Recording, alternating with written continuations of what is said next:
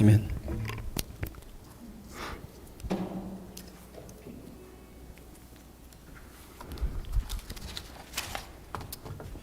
Okay, good afternoon. That does feel really odd to say afternoon, but we are glad you guys are here. We wanted to take advantage of some more nice weather, and so we've got several people outside, and so you guys be sure to hang around afterwards when we're done.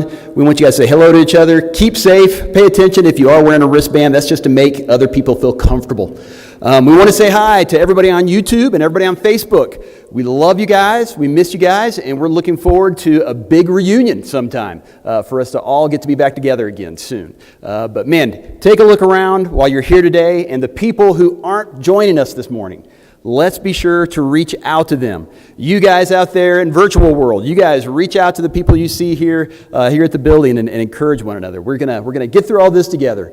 We want to encourage you guys to please continue to give online. We thank you guys so much for your patience and your kindness as we figure things out. And one thing that's gone really, really well that we are so thankful for is that giving at the church has been a smooth transition since we're not typically giving here at the building. If you are here at the building and you want to donate, we have a box in the back. You can drop that in there, and I'm assuming that at some point I'll remember to check that. So if you give us a check and a year later we cash it, sorry, I tried to give you a heads up.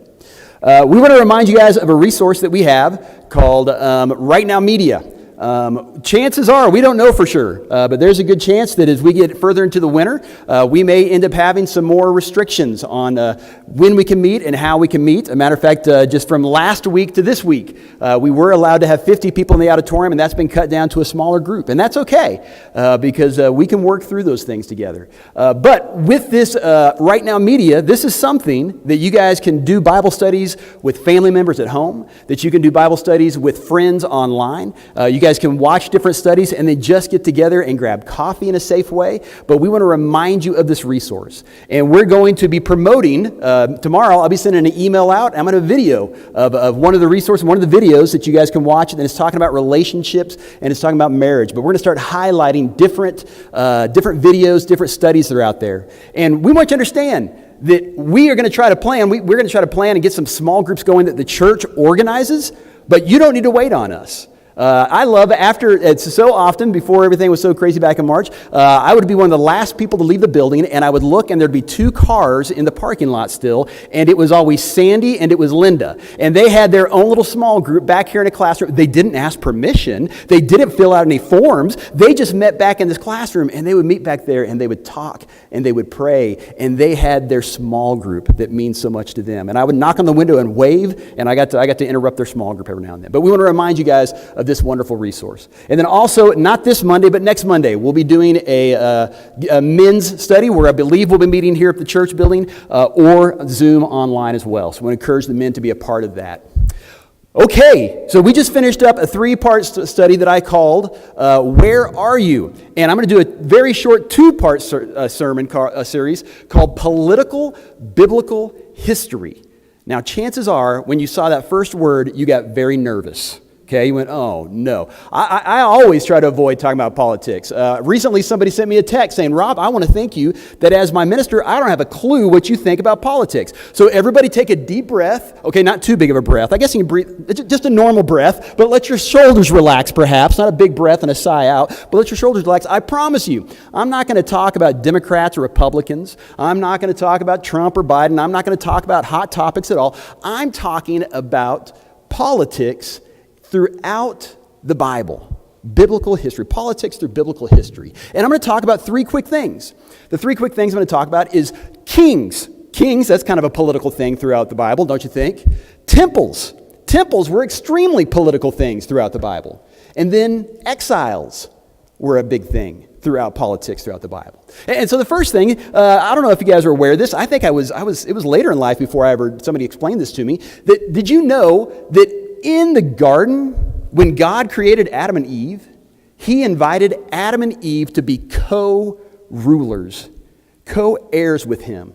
He told them after he created, said God blessed them and said to them, be fruitful and increase in number, fill the earth and subdue it and rule over it. He invites humans to co-rule over his creation. But if you've grown up in the church, or if you even know a little bit about what happened in the garden, you know that we blew that. We blew the opportunity to get to be in a relationship with God in the garden where we could be co-heirs and co-rulers with him. So I got a quick question for you. You guys can try to answer. I know it's hard to answer with face masks on, but kind of a trivia question. What book of the Bible would you guess would be the very first time that God is mentioned as king? Anybody? What do you think? Deuteronomy. That's a pretty good guess. I saw some people whispering, okay? Actually, before I studied, my first guess would have been Kings, okay? That would make sense, the book of Kings in the Old Testament. Actually, it's way before that. It's in Exodus. Exodus chapter 15. Now what's going on, if you remember in Exodus, is that God's people, they are in Egypt. You know, Egypt.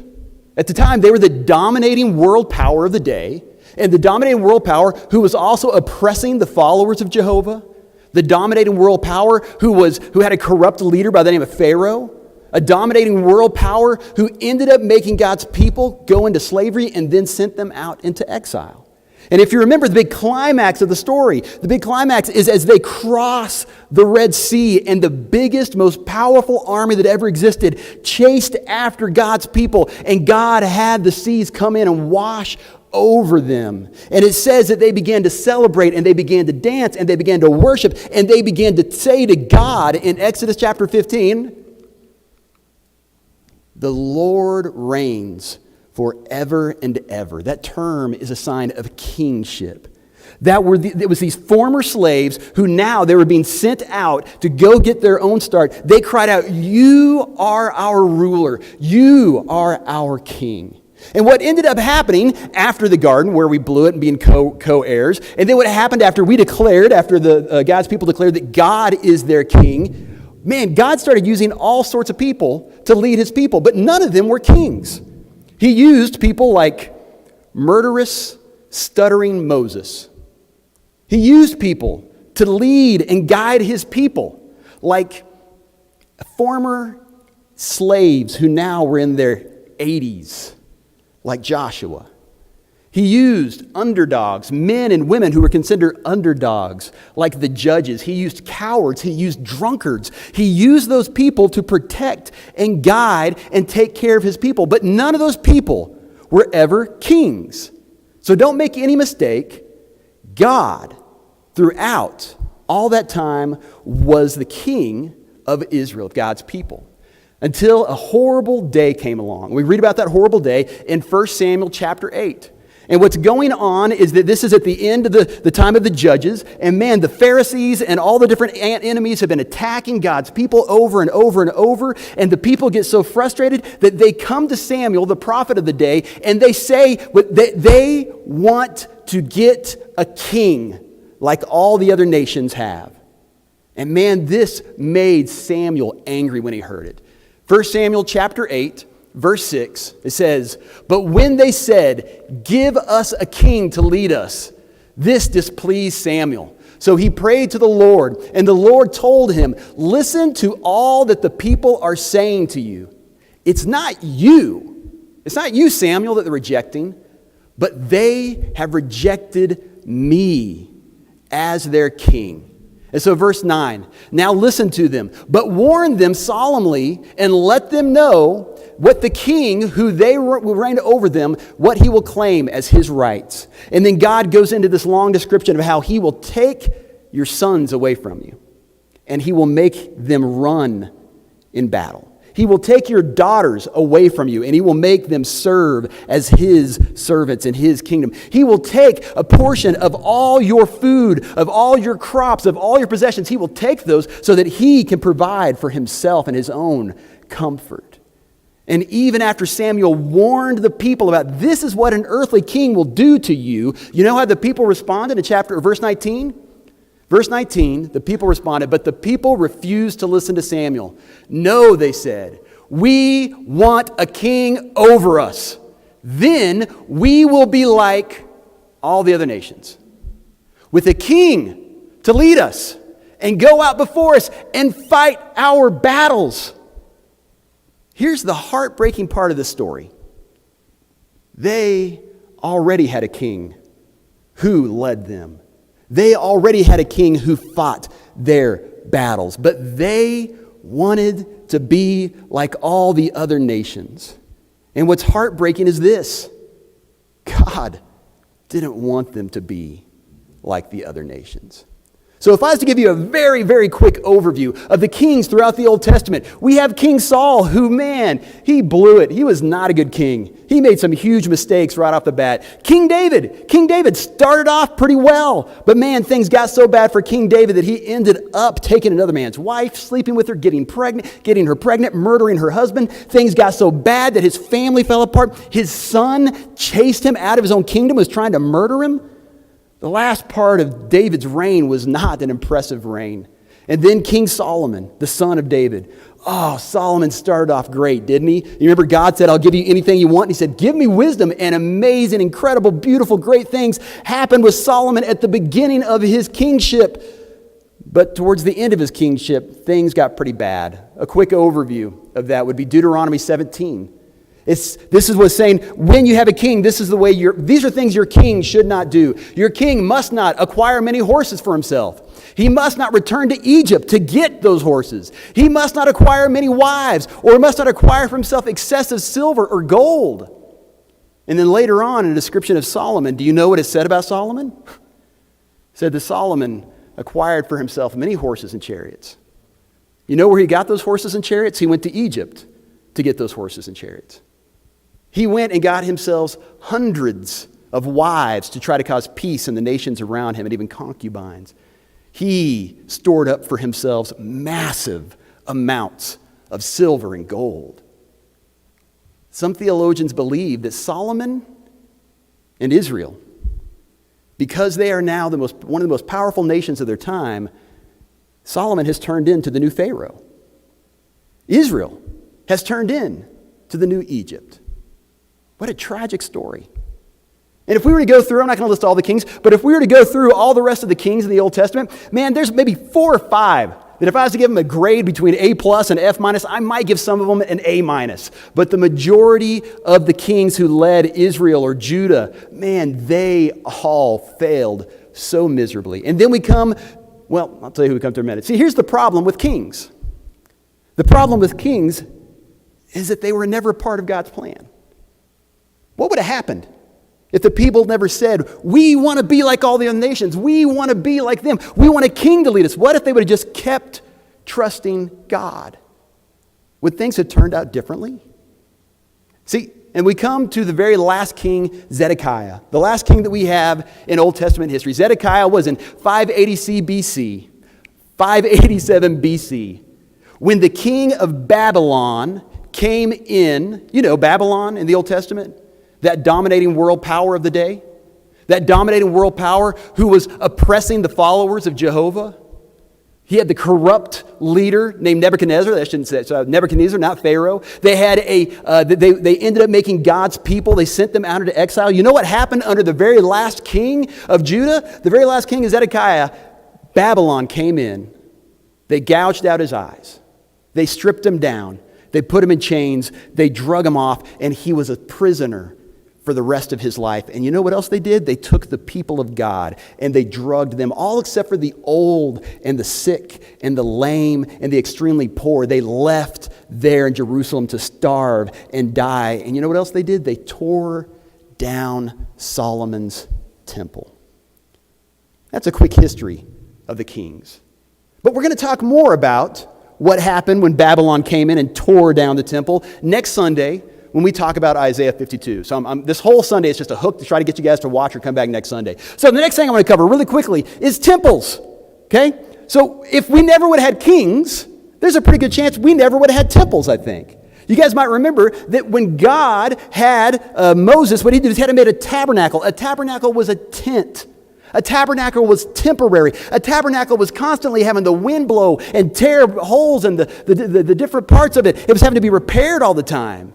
So we started off just where God was in a tabernacle. And King David finally had a time of peace during his reign where he realized, he said, here I am, I'm sitting in my nice castle, but God is out there in a tent. I want to build a temple for my God. And I think this is so interesting what God said back to David. He said, I have not dwelt in a house from the day I brought Israel up out of Egypt to this day. I have been moving from place to place with a tent as my dwelling. Wherever I have moved with all the Israelites, did I ever say to any of the rulers whom I commanded to shepherd my people of Israel, why have you not built me a house of cedar? God didn't want a temple. God could have cared less about a temple. He said, I'm fine being in my temporary tent because he didn't plan on staying there very long. He had somewhere else that he wanted to move into permanently. But finally, he said to David, David, if you want to build a temple, you can't do it because you're a man of blood and a man of violence. I'll let your son Solomon do it. So Solomon builds the temple. And do you remember Solomon started off as the wisest king who ever lived? And after Solomon built this temple, the temple was impressive, but to God it wasn't important. It was more symbolic than it was important or significant.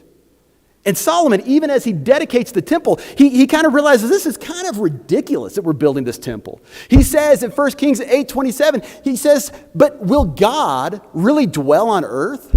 The heavens, even the highest heavens, can't contain you. Solomon is saying, God, you are so huge. You're so big. You created the entire universe.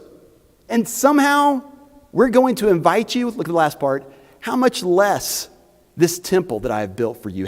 It can't contain you. Solomon kind of realized we're doing this to try to honor God, but he's so big and now we're asking him to come into a temple? It's kind of ridiculous. 1 Kings verse 9. This is what God warned Solomon. Because God knew that there's a problem. When he lets people have when he lets people have temples, he realized that there's a problem. The problem is sometimes we can put way too much significance on that building. And so this is what God said to Solomon after he built this big, huge, beautiful, impressive temple. He said, Solomon, if you or your descendants turn away from me and do not observe the commands and decrees that I have given you and go off and serve other gods and worship them, then I will cut off Israel from the land I have given them, and I will reject this temple I have consecrated in my name. Israel then will become an object of ridicule among all the people. This temple will become a heap of rubble. All who pass by will be appalled. You see, God warned Solomon, if you think that just because you go inside a building, you go inside a temple, just because you have an impressive building, that I'm going to be with you and stay with you, you've got it all wrong, Solomon. If you don't serve me and worship me the way I ask you to, I will bring this building down because I don't need it. It's only temporary anyways.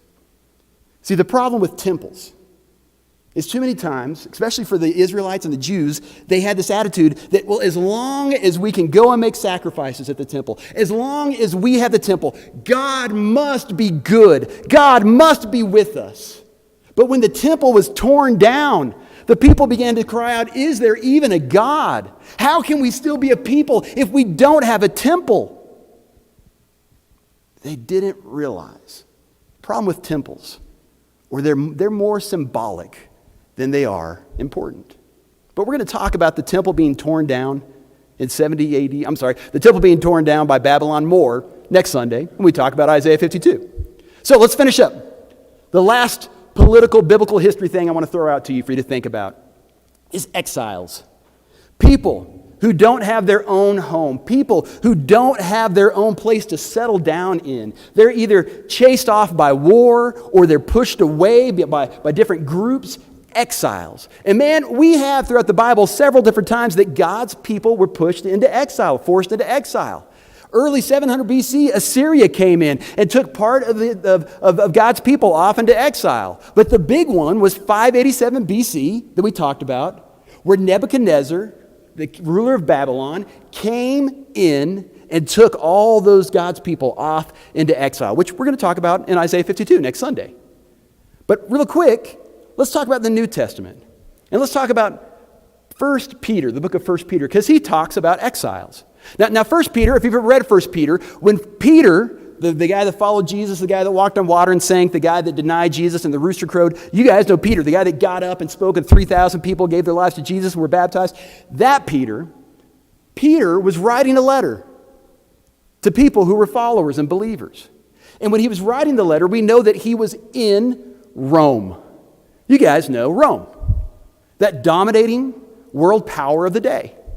The dominating world power who was oppressing the followers of Jesus, who had the corrupt ruler and Caesars, that dominant world power of the day who ended up tearing down the Second Temple in 70 AD, that dominant world power who ended up, through persecution, pushing the followers of Jesus out of their homes, out of their towns, out of their lands, and making them to be exiles. Peter is in Rome writing this letter. And you know what he calls Rome in his letter? He calls Rome Babylon. 1 Peter 5:13. We who are in Babylon, chosen together with you, send you our greetings. But he's not in Babylon. He's in Rome. Apparently, Peter, after all those years of, being with Jesus and causing trouble with the Roman government, he kind of realized something. He realized that whenever you live in one of the dominating world powers of the day, you need to feel like you are living in Babylon. And so he goes on, 1 Peter, written in Rome, but he calls it Babylon. You know, Babylon, the dominating world power, all that stuff. We've covered all that.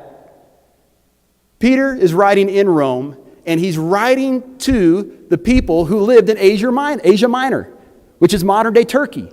And the different towns, the different parts of the country that they lived in was Galatia and Pontus and Cappadocia and Bithynia. Okay, all these different places. That's where they live. And as far as we know, all the people that lived in the places, they were all citizens of that part of the world. But when Peter writes to them, he says,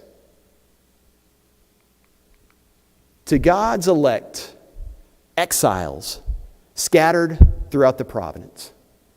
Well, wait a minute. These people aren't exiles. These people live in these towns. These people are citizens. What does Peter mean by exiles? Apparently, a lot of scholars believe that Peter is trying to get Christ followers to understand something. That no matter where you live in the world, that is not your home. You are not a true citizen of any place that belongs on earth because your citizenship is somewhere else. And you shouldn't settle down and get comfortable because exiles are always having to be ready to move around whatever's going on. They need to not put in deep roots and go, this is where I'm spending my whole life. No. That's you making your own plans. And Peter is telling these Christ followers, you need to live like exiles. And then he goes through it and he calls these believers three different things. You know what he calls them? Peter calls these three people these three things. First, he says, you're exiles. Verse 1, chapter 1, verse 1, to God's elect exiles. The next thing he calls them temples. In chapter 2, verse 5, he says to them, you also, like living stones, are being built into a spiritual house. As Peter's writing this, the temple is about to be torn down. And it hasn't been rebuilt since. Apparently, God didn't have long-term plans of taking up residence inside a temple. He had somewhere else he was planning on living. The third thing that Peter calls these followers is he calls them kings. He says, you are a royal priesthood. I don't know if any of this can connect with what's going on in today's society, but I want to throw this out. Do you know what advice Peter gives these exiled royal priesthood living stone people? You know what advice that he gives them? We'll come back next Sunday when we talk about Isaiah 52 and we talk more about what 1 Peter says. to the exiles. But here's what I want you to realize. As we go into this next week, there's going to be some changes. Maybe there won't be any changes. There's going to be about half the country who celebrates at the end of the election. There's going to be the other half of the country who is so worried and concerned and maybe even weeps and mourns. I don't know. There could be violence. There could be riots. You know what God says about those things? What Jesus said about those things? Don't fear. And he reminds us of these three things. He calls us to be these three things. He calls us to be exiles. He calls us to be temples. And he calls us to be a royal priesthood. So, as we finish up this morning, I'd like to pray a blessing over us as we go into this next week. So with all this in mind, may you go into this final week of the elections, and may you remember these three things. May you remember Philippians 3:20 that says, "But our citizenship is in heaven, and we eagerly await a Savior from there, the Lord Jesus Christ." As you go into this next week, may you remember 1 Corinthians 3:16 that says, "Do you not know that you are a temple of God and that the Spirit dwells in you?" Not a church building, not a temple, in you. And as you go into this next week, may you remember Ephesians 1:20-21 that says that when God worked in Christ, when he raised him from the dead and seated him at his right hand in the heavenly places, far above the rulers and authorities and powers and dominions and above every name that is ever named, not only in this age but also in the one to come, that Jesus Christ is King. Oh God, let us not fear about tomorrow. Today has enough worries of its own. And Father, let us be the kind of people who we realize our citizenship isn't here on earth. That we realize that you dwell in our hearts. And God, that you have called us to be a royal priesthood. We love you, Lord. And we ask these things in your Son's name. And the church says, let's all stand up and sing.